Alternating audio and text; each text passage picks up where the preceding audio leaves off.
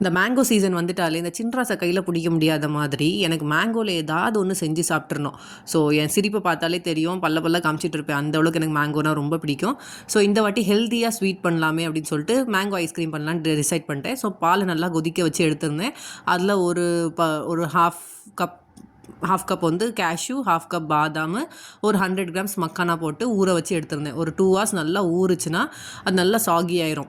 So வந்து paste பண்ணுறதுக்கு ரொம்ப ஈஸியாக இருக்கும். இந்த டைமில் வந்து நான் ஒரு 2 மாம்பழத்தை வந்து நல்லா மிக்ஸி ஜாரில் போட்டு நல்லா பேஸ்ட்டாக அரைச்சி எடுத்துக்கிட்டேன். இது அப்படியே சாப்பிட்லாம்ல, செம்ம டேஸ்ட்டாக இருந்தது.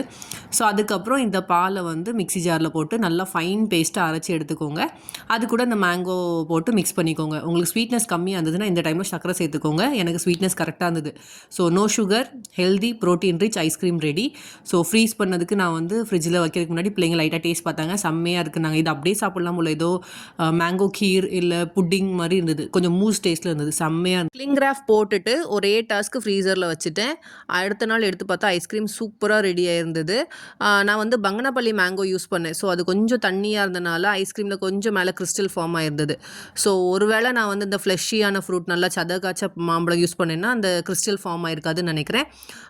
ஐஸ்கிரீமும் செம்ம டேஸ்ட்டாக இருந்தது.